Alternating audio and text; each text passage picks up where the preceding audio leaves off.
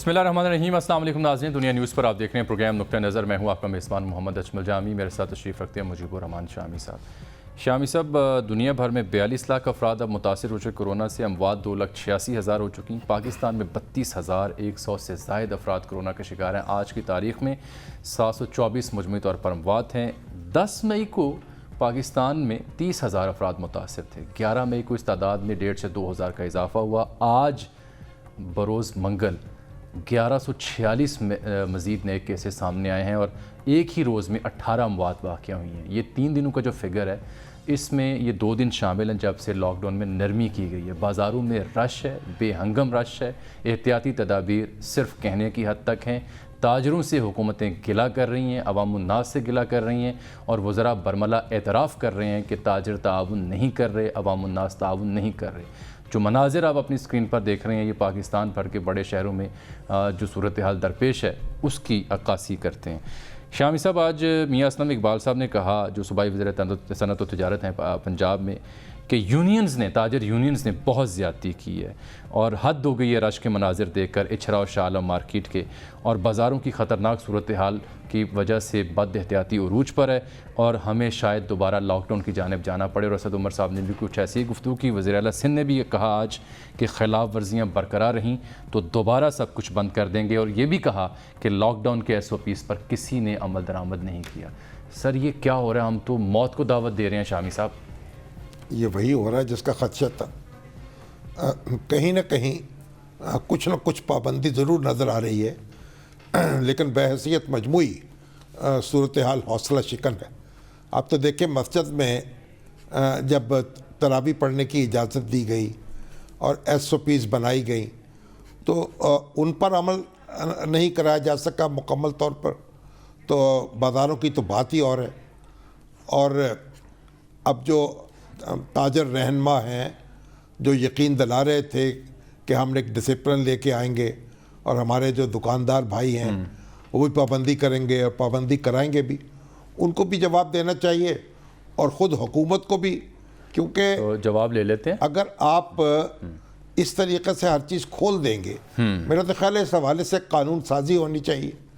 जो शख्स वायलेट करता है उसके लिए सज़ा मुकर्रर होनी चाहिए, क्योंकि किसी शख्स को यह हक़ नहीं पहुंचता कि वो बाज़ार में आकर इस तरह के हालात पैदा करे जिससे कोई दूसरा शख्स बीमार हो जाए, दूसरे को इन्फेक्शन हो जाए। अच्छा, मियाँ असलम इकबाल साहब टेलीफोन लाइन पर आए और हमने कराची और लाहौर से 2 अहम ताजर रहनुमाओं को भी जहमत दी है ताकि उनसे भी सुन सकें, उनसे पूछ सकें कि आपका बड़ा शिकवा था, ज़ोर था कि जी कारोबार बंद हैं, बेहाल हम हो रहे हैं, बदहाल हो रहे हैं, बेरोज़गारी बढ़ रही है, खोलें खुदा के लिए कारोबार, हम अमल दरामद करेंगे।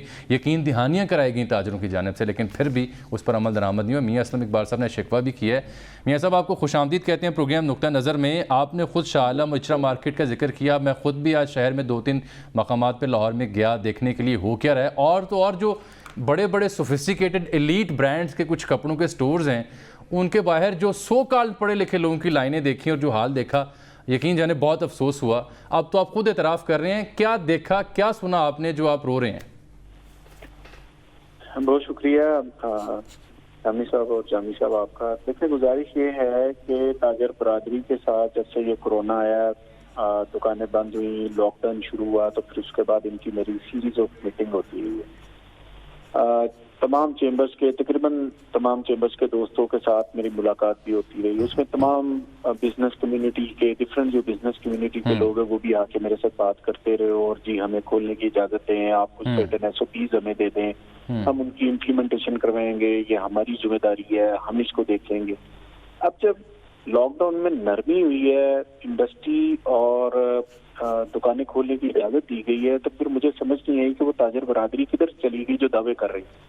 फिर आज क्योंकि फेडरल गवर्नमेंट के साथ मेरी कुछ बातचीत हुई तो उन्होंने ऑब्वियसली अपने कुछ कंसर्न शो किए कि यार ये कोई तरीकाकार नहीं है, ये इस तरह नहीं चलेगा कि कल हमने देखें जितनी भी, कल तो मुझे ऐसे लग रहा था जैसे मुफ्त में चीजें बांटी जा रही हैं और पता नहीं क्या, जो हम एक बात कर रहे थे कि हालात वाकयात लोगों के इस तरह के हो गए हैं और मामला हो गए। कल तो बाजारों के अंदर जो मैंने देखा है कि अगर 200 बंदे की जगह तो वहां पर कोई 1000 बंदा आया हुआ है, वो किसी ने कोई परवाह नहीं की, ना किसी ताजर ने परवाह की है, ना लोगों ने परवाह की है। अब मेरी आज जो इनसे बातचीत हुई है, मैंने कहा अगर आपने यही तरीका कर रखना है तो फिर आप यकीन रखें कि 2-1 दिन के अंदर अंदर आपका लॉकडाउन फिर शुरू होने जा रहा है, फिर यकीन रखें। आज मैंने उन्हें कुछ रिक्वेस्ट की हैं। नंबर 1, जो SOPs हैं उनके हवाले से कि अंडर एज बच्चे जो 12-13 साल के हैं, 14-15 साल तक, उनको आप अपने किसी भी बाजार में नहीं आने देंगे। अगर कोई आता है तो आप मना करेंगे। एंट्री पॉइंट तो सबको पता होता है कि बाजार के कौन से हैं। नंबर 2, दुकानदार ने और उसके स्टाफ ने मास्क पहना होगा और जो कस्टमर आ रहा है उसको उधर बाजार में दाखिल होते हुए खवातीनों हजरात को मास्क दिया जाएगा। ये इनकी जिम्मेदारी है, इन्होंने मास्क देना है। नंबर 3 बात यह है कि इसके जो सैनिटाइजर वगैरह उनके हाथ करने के लिए और दुकानों के ऊपर भी अपनी अपनी दुकानों के ऊपर ये मेंटेन करेंगे, ये रखेंगे ताकि उसके मुताबिक चीजों को लेकर चला जा सके। नंबर 4 जो बहुत ही इंपॉर्टेंट पॉइंट है वो ये है कि इंक्रोचमेंट। एक दुकान है, दुकान के आगे फुटपाथ है, उस पे वो अपना ठेला लगा लेते हैं। जो फुटपाथ है, फुटपाथ से आगे सड़क होती है, उस पर भी एक ठेला लग जाता है, उससे आगे भी ठेला लग जाता है। सो दुकानदार अगर दुकान के अंदर 1 लाख रुपए की सेल कर रहा है तो बाहर से 5 लाख रुपए की सेल भी कर रहा है और उसने सारी जगह बेची होती है जमीन। वो कि ये हुकूमत का काम है इंक्रोचमेंट को खत्म करना, ये उनका नहीं है, लेकिन इनकी जिम्मेदारी थी। जब हम उठाते हैं तो फिर तंजीमें उनके पीछे जाती हैं थानों में या मुतलका टाउन के अंदर की आप इनको छोड़ दें। तो एक तो इनको ये कहा। फिर जो छठी बात जो इनको मैंने की है वो ये की है कि पूल टेस्टिंग के लिए मैं हेल्थ डिपार्टमेंट को डायरेक्शन दे रहा हूँ कि वो दुकानों पे जो बाजार जो भी हैं रेंडमली जाके वो चेक करें और कस्टमर जो है उनके भी पूल टेस्टिंग कोरोना के हवाले से करें। अगर किसी दुकानदार का या उसके स्टाफ का कोरोना निकल आया तो उस दुकान को बिल्कुल कंप्लीट सील कर दिया जाएगा और तमाम को क्वारंटीन में भेज दिया जाएगा। सो मैंने आज इनसे रिक्वेस्ट की है, ये अब ताजर बरादरी आ तो जाती है रिलीफ लेने के लिए, जब इम्प्लीमेंटेशन बाजारों के अंदर चीजें करने की आती हैं तो ये कहते हैं कि जनाब ये आप खुद करें। खुद करने से मसला नहीं होगा, हुकूमत हर बाजार में जाके नहीं बैठ सकती। हाँ, अब मैंने आज इनको ये कहा है कि आप एक कमेटी, मॉनिटरिंग कमेटी जो है लोअर चैम्बर ऑफ कॉमर्स को कहा है और बाकियों को भी मैं डायरेक्शन दे रहा हूँ वाया अपने एडमिनिस्ट्रेटिव डिपार्टमेंट के, कि आप जो मॉनिटरिंग कमेटी है वो बनाए और तमाम SOPs उसके मुताबिक चले। साहब वो टाइगर फोर्स कहाँ है जी मैं जो रजाकार मुनज़्ज़म किए जा रहे थे कि लोगों को डिसिप्लिन सिखाएंगे? जी मैं सर अर्ज करता हूँ उसमें। अभी सर पहले सबसे पहले तो ये 3 दिन पहले आपने देखा होगा कि टाइगर फोर्स के काफी जगहों पे हमने अपना जो AC सिटी है उसके इलाके से शुरू किया है, जो प्राइस कंट्रोल के हवाले से है। मुख्तलिफ जगहों पर ऊपर जो दुकानें हैं जहाँ पे ठेले लगते हैं, जहाँ पर फल और फ्रूट और ग्रोसरी की मार्केट है, वहां पर टाइगर फोर्स के लोगों को ड्यूटियां साइन की गई हैं उनके एक SOPs के साथ कि उनकी जिम्मेदारी है क्या। इस जिम्मेदारी से उन्होंने आगे नहीं जाना, उन्होंने ये चीजें करनी है जिसमें उन्होंने प्ले कार्ड ऊपर वो एक कार्ड लिखा होता है जो किसी सब्जी के ऊपर किसी फल के ऊपर वो लगा हो, फ्लेक्स बाहर लगी हो दुकान के बाहर जिसके ऊपर प्राइस सारी लिखी हो, उसने उसकी तस्वीर लेके वो भेजनी है कि इसको किस तरह से करना है। उनकी ड्यूटियां लगाई हैं। बिल्कुल यहाँ पर भी ये पॉइंट जो है टाइगर फोर्स वाला इन बाजारों के अंदर भी आप देखेंगे कि मैं जो कमेटी मॉनिटरिंग कमेटी बन रही है सही है उसके अंदर भी अच्छा मियां साहब जरा आप साथ रहें क्योंकि हम चाह रहे हैं कि आवाम के सामने ये मामला इस प्रोग्राम के तवज्जो से जाएं। आपने अपने तहफ़्फ़ुज़ात और जो गुफ्तगू आपकी ताजरों से हुई वो इस प्रोग्राम के ज़रिए अवाम-उन-नास तक पहुँचाई है। तो ताजरों की नुमाइंदगी के लिए मरकज़ी सदर पाकिस्तान ट्रेडर अलायंस मोहम्मद अली मियाँ साहब इस वक्त टेलीफोन लाइन पर हमारे साथ मौजूद हैं, उनसे भी सवाल पूछते हैं। मोहम्मद अली मियाँ साहब बहुत शुक्रिया आपके वक्त का। मियाँ असलम इकबाल साहब शिकवा कर रहे हैं, क्यों नहीं आपने अपनी कमिटमेंट्स के ऊपर अमल दरामद किया सर? आज जो बाज़ारों की सूरत हाल जो TV के कैमरे दिखा रहे हैं उस पर तो अफसोस ही किया जा सकता है, आपने क्यों अपनी कमिटमेंट को वायलेट किया सर? जी बहुत बहुत शुक्रिया। आज असलम इकबाल साहब चैम्बर से अभी उठ के गए हैं 1 घंटा पहले। इसमें 2 चीज़ें हैं शामी साहब जो इसकी वजूहात हैं। एक तो 45 दिन का एक बैकलॉग था, एक फ्लड था जो कि बंद था, कारोबार बंद थे, और जब ये कारोबार खुले हैं तो उसके बाद एकदम से रश पड़ गया मार्केटों में। नंबर 1। 2 हिस्से हैं। मियां साहब आपको अंदाजा नहीं था कि 45-50 दिन बाद जब बाजार खोलेंगे तो ये होगा? मैं अर्ज करता हूँ 2 हिस्से हैं इस SOP के। एक है ग्राहक, एक है दुकानदार। आपकी दुनिया न्यूज कल भी आज भी सुबह तक दिखाते रहे हैं कि 80% दुकानदारों ने मास्क पहने हुए थे, सैनिटाइजर कर रहे थे और अपने जो सेल्स में थे डिस्टेंस में थे। जब ग्राहक आते हैं मार्केट में और ग्राहक आते हैं सैकड़ों के हिसाब से, तो उसको कंट्रोल करना फिर दुकानदार के बस में नहीं रहता। मैं समझता हूं कि ये जो एक दो चीजें हैं, ये बिल्कुल साहब ने आज तहफात का इजहार किया, बिल्कुल सही किया। मुतफिक है इससे, ये 2 दिन में नहीं होने चाहिए थे, लेकिन हम समझते हैं कि जब ये रश खत्म होगा, लोगों की आगाही आएगी, तो ग्राहकों को टाइम से निकलना चाहिए। अभी हफ्ते में 4 दिन और पूरे दिन में 8 घंटे कारोबार करना है, तो जो रश है वो तो पड़ेगा। हमने इसे गुजारिश की है कि ये टाइम बढ़ा दें, हफ्ते में 7 दिन कर दें, तो रश नहीं आएगा, वरना ये रश कम नहीं होगा। और इसका मल्टीपल इफेक्ट ये है, जब ग्राहक आता है तो उसके बाद दुकानों में रश, मार्केटों में रश, सड़कों पर रश, ट्रैफिक बंद। मैं आप दोनों से बात करना चाह रहा हूँ मजीद। मियाँ साहब भी आपको सुन रहे हैं और मैं आपसे मजीद बात करना चाह रहा हूँ। असलम इकबाल साहब का रद्द-ए-अमल भी लेना चाह रहा हूँ। प्रोग्राम में एक छोटी सी ब्रेक है, लेकिन शामी साहब, मियाँ असलम इकबाल साहब ने बताया कि ताजरों के ज़िम्मे ये काम थे, नहीं हो पाए।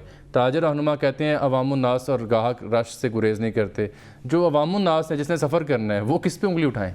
उन दोनों ने तो अब बरी ज़िम्मा हो गए। वो तो अपने आप पर उठाएं, लेकिन चलिए इस बात में वज़न हो सकता है कि क्योंकि कई दिन के लॉकडाउन के बाद दुकानें खुली थी, इसलिए रश हो गया। तो मगर फिर ये एक आध दिन की बात होनी चाहिए ना। नहीं, आज भी असल बात ये है कि आपने कैसे डिसिप्लिन करना है और चीज़ों को संभालना कैसे है। मैं ब्रेक के बाद वापस आता हूँ, तो ज़रा सो कॉल्ड डिसिप्लिन वाले जो एरियाज़ हैं उनकी सूरत हाल भी दिखाता हूँ ब्रेक के बाद।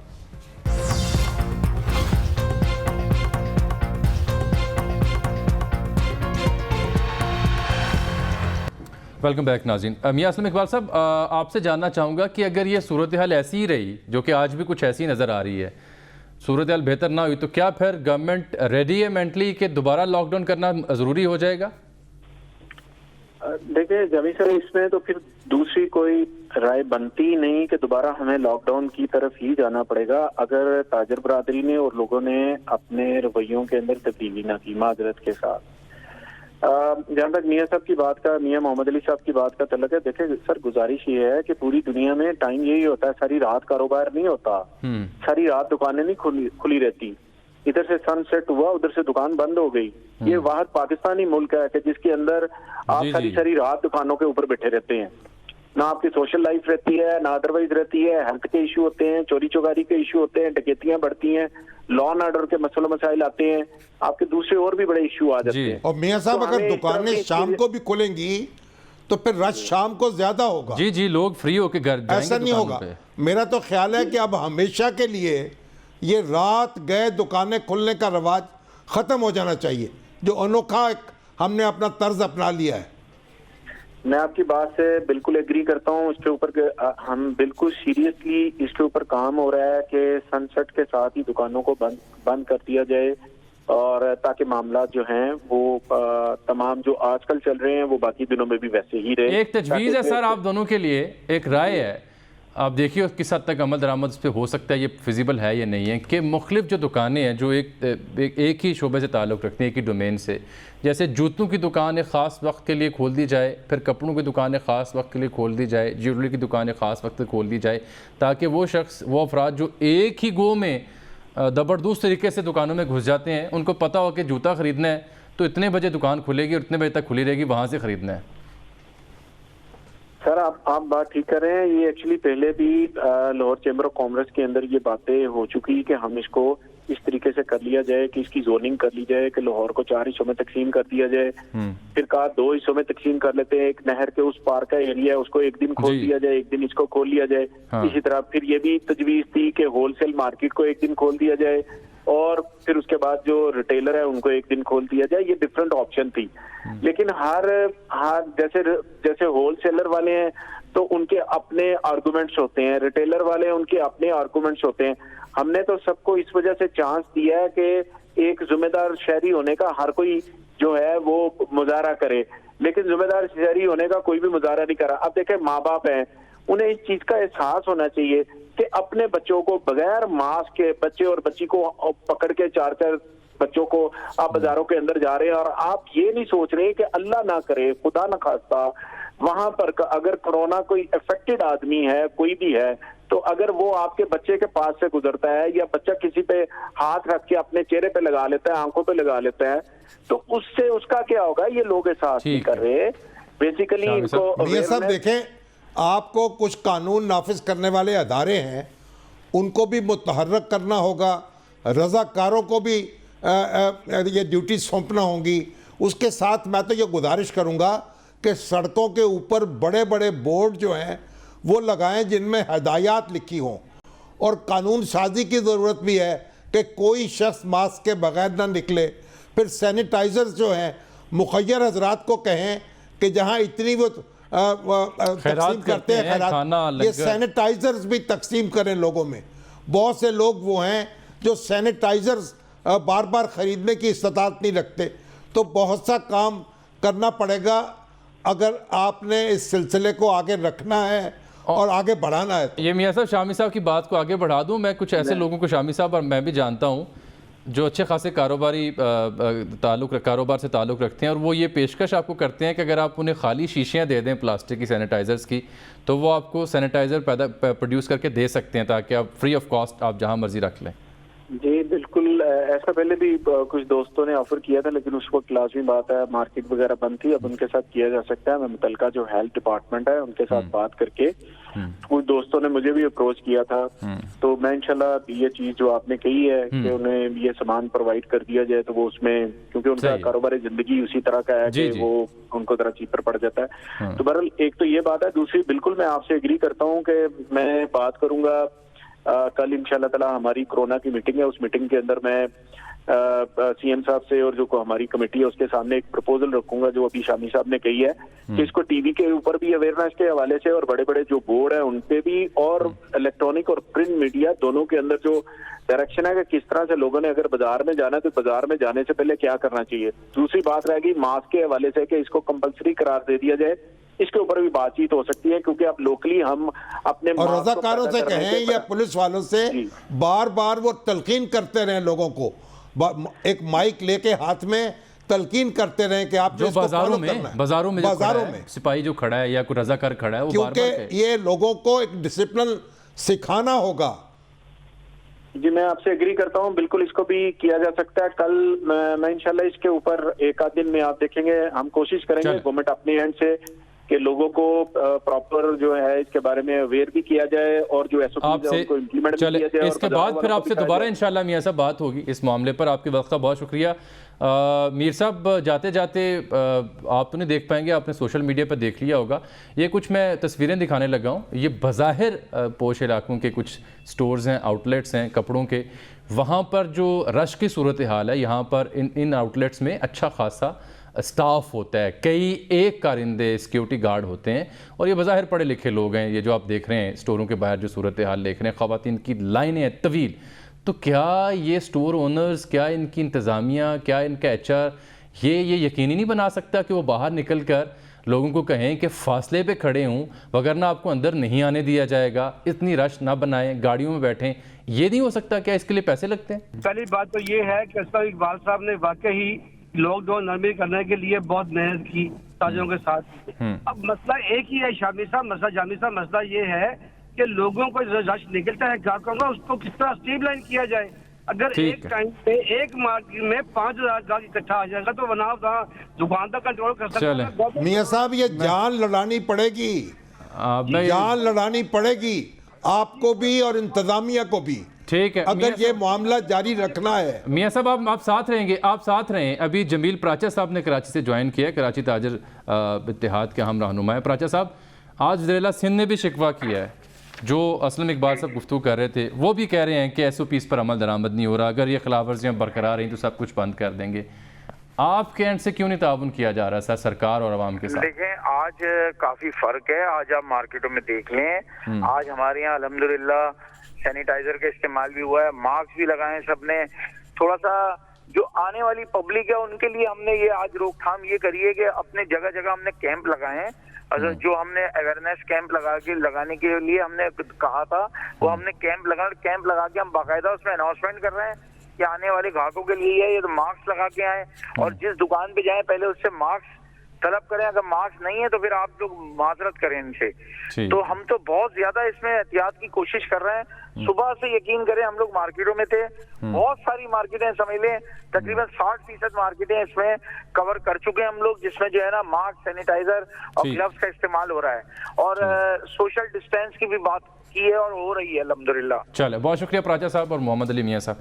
सर, इस पे तो बात होती रहेगी ना, ये एक अवेयरनेस आ रही है, ठीक है। अगर 1-2 दिन बहुत हजूम हो गया तो अब ये यानी कोशिश करनी होगी, आप हाथ पे हाथ रखकर नहीं बैठ सकते। अच्छा सर, 2-3 बड़े अहम मामला उन पर हम बात करनी है प्रोग्राम के अगले हिस्से में। अभी तो ये वज़ीर ख़ारजा सेनेट में बोले, कल कौमी असम्बली में बोले, कल तो वो तारीफ़ कर रहे थे वज़ीर आला सिंध की, आज क्या कह रहे थे, ज़रा वो सुनिए।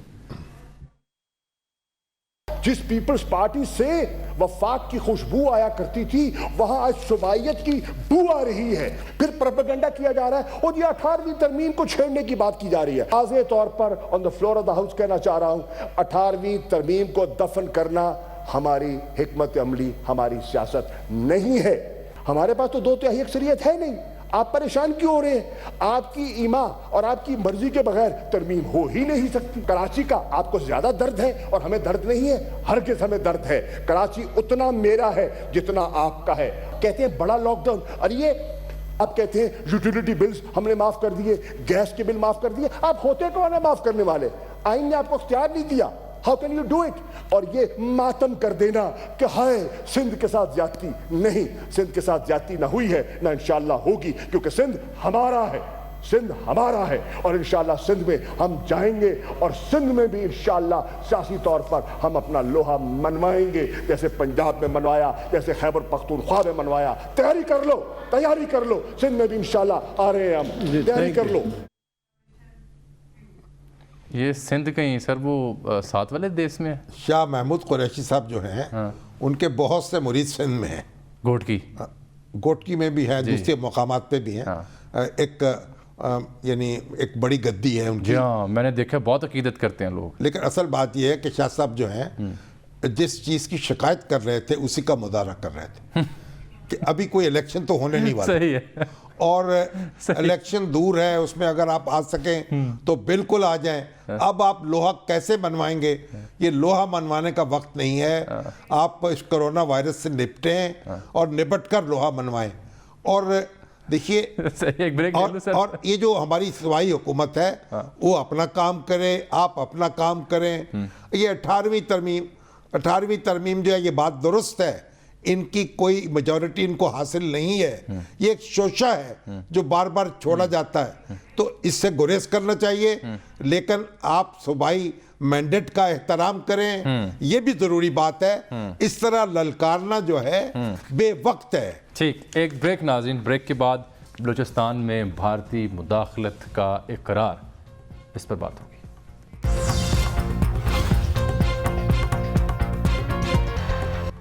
वेलकम बैक नाज़रीन। अभी शामी सब कुछ रोज़ पहले ही पाक ईरान सरहद के करीब बलूचिस्तान में दहशतगर्दों की कार्रवाई हुई, जिसमें हमारे मेजर नदीम भट्टी समेत 6 जवानों की शहादत हुई। फिर आर्मी चीफ ने कल फ़ोन किया ईरानी हम मनसब को, इस सूरत हाल पर उन्हें आगाह किया, अपने तहफ़्फ़ुज़ा से भी आगाह किया। लेकिन इस सारी एपिसोड से पहले भारतीय चैनल्स पर बलूचिस्तान के हवाले से क्या कहा जा रहा था, ज़रा वो देखिए।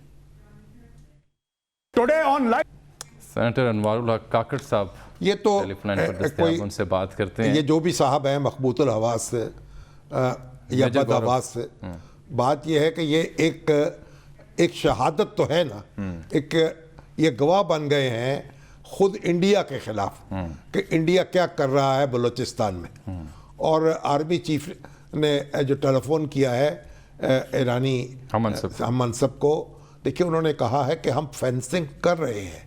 देखिए बाढ़ लगाई जा रही है, पाक ईरान सरहद जो है वो भी बड़ी दुश्वार गुजार सरहद है और वहाँ भी बहुत कुछ दहशतगर्द इकट्ठे हो सकते हैं, अपनी कार्रवाई कर सकते हैं। सही है। अब ये जो फेंसिंग है या बाढ़ लगाने की कार्रवाई है, उसमें ईरान को पाकिस्तान के साथ ताउन करना चाहिए ताकि दोनों मिलकर इन दहशतगर्दों का मुकाबला कर सके। ये एक बड़ी बुनियादी बात है। ईरान के साथ हमारे मामलात इस नौइयत के हैं कि हम उनसे ये तवक्को रखें कि वो हमारे साथ मिलकर ये सूरत हाल जो है उसको उसको संभाले। ठीक है काकर साहब, आपने ये बयान देखा मेजर गौरव का, और शामी साहब ने भी इसको ईरानी पर्सपेक्टिव से बयान करने की कोशिश की। ये तो कोई ढकी छुपी बात नहीं थी।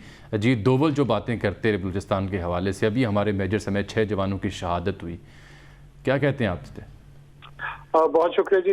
देखिए, एक तसलसल के साथ हम देखते आ रहे हैं कि prime minister of India Modi वो रिपब्लिक डे पे जो है ना एक इररिस्पॉन्सिबल गुफ्तगू करते हैं गिलगित बल्तिस्तान और बलूचिस्तान के लोगों के हवाले से। फिर अजित डोवल जो है ना वो अपनी so called defensive offensive policy का तस्करा करते हैं एक यूनिवर्सिटी में खिताब करते हुए, जोश खिताबत में वो भी बहुत कुछ वहाँ कह गए।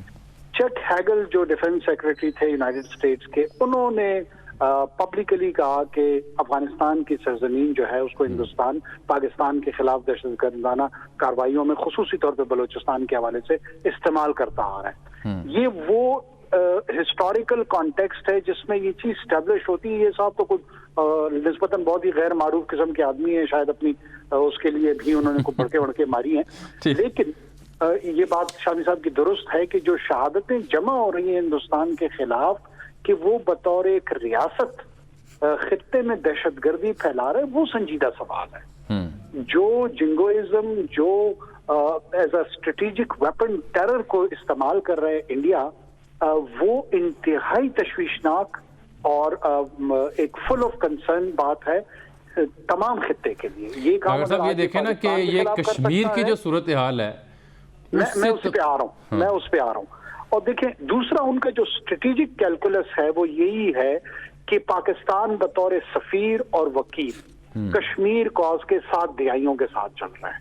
वो ये समझते हैं कि कोई ऐसी फॉल्ट लाइन जो उनको अभी बलूचिस्तान में वो समझ रहे हैं कि वो है, उसको इस्तेमाल करें ताकि आप इस वकालत से दस्तबरदार हो जाएं। ये इतनी बड़ी हिमाकत और इतनी बड़ी शैलो और सतही किस्म की थिंकिंग है कि इसका इनको बहुत जल्द अंदाजा होगा। देखिए, इससे पाकिस्तान की जो डिफेंस स्टैब्लिशमेंट है, जो पाकिस्तान की पॉलिटिकल स्टैब्लिशमेंट है, जो पाकिस्तान की इंटेलिजेंशिया है, वो डाउन द लाइन अपनी रियासत के स्ट्रक्चर को इस बात पे उकसाएगा, कहेगा कि जनाब बलूचिस्तान का जवाब कश्मीर नहीं है, बलूचिस्तान का जवाब तो छत्तीसगढ़ है, मिज़ोरम है। आप जो काम ये बलूचिस्तान में आपके साथ कर रहे हैं, आप नॉर्थ ईस्ट इंडिया में करें, नक्सल मूवमेंट के साथ करें, तो ये कहाँ जाएंगी ये चीजें? ये जो संजीदा तबका है, चाहे वो हिंदुस्तान का है या पाकिस्तान का है, उनको इस पे बहुत ज्यादा गौर व फिक्र की जरूरत है कि इसकी इम्प्लीकेशंस क्या होंगी। ठीक, ये बलूचिस्तान का जवाब कश्मीर में नहीं मिलेगा। अगर बलूचिस्तान का जवाब रियासत पाकिस्तान ने और पाकिस्तान के समाज ने देना शुरू किया तो वो पूरी की पूरी नक्सल मूवमेंट की सूरत में आएगा, वो आसाम में आएगा, वो गालिबन उनके लिए शायद संभालना बहुत मुश्किल हो जाएगा। ठीक है, बहुत शुक्रिया। इसकी ज़रूरत इसलिए नहीं है कि वहाँ पे ख़ुद जो मोदी सरकार की पॉलिसी हैं उससे क्या सूरत हाल दरपेश है, बैन अल-अक़वामी मीडिया ख़ुद इस पर लिख रहा है और देख रहा है। शामी साहब भी थोड़ा वक्त बाकी है, लेकिन मैं बात करना चाह रहा हूँ आपसे NFC अवार्ड के हवाले से। आज उसकी भी तो खबर आ गई ना सामने। नहीं, उसके लिए जो एक तश्कील देना था कमीशन, वो तश्कील दे दिया गया है ताकि अवार्ड दे सके। उसमें मुख्तलिफ सूबों के नुमाइंदे जो हैं वो मुकर्रर हो गए हैं, जो सूबों ने बहरहाल जिनके नाम भेजे होंगे, और हफीज़ शेख साहब जो हैं उसके सरबराह होंगे। देखिए, बड़ी दिलचस्प बात यह है, ये कौमी मालियाती कमीशन का जो अवार्ड है वो वसाइल की तकसीम करता है। ये कोई 18वीं तरमीम के साथ जुड़ा हुआ नहीं है, ये सेपरेट एक चीज़ है। बड़ी दिलचस्प बात यह है कि ये मार्च 1910 में ये अवार्ड आया था 7वां। ये उस वक़्त शौकत तरीन साहब वज़ीर ख़ज़ाना, मार्च 2010 में जी। और इसमें उन्होंने सूबे जो थे उनका हिस्सा ज्यादा कर दिया वसाइल में मरकज की निस्बत। उसके बाद 18वीं तरमीम आई है अप्रैल 1910 में, सॉरी 2010 में जी। यानी एक महीने बाद 18वीं तरमीम आई है। बहरहाल ये जो वसाइल जो हैं, क्योंकि उनमें अजाफे की बजाय कमी हो गई और जिस रफ्तार से हम बढ़ रहे थे, तो अब हम 7,000 8,000 तक पहुंच सकते थे हमारे अगर वसाइल होते, और उसमें फिर तकसीम जो है उसमें भी फिर एक कुशादगी बाकी रह जाती। लेकिन अब सूबे जो हैं उनका हिस्सा ज़्यादा है, दिफा का खर्च है, वफाक के कर्जों पास की कम वापसी जाता है। ठीक। वफाक उस बोझ तले दबा हुआ है।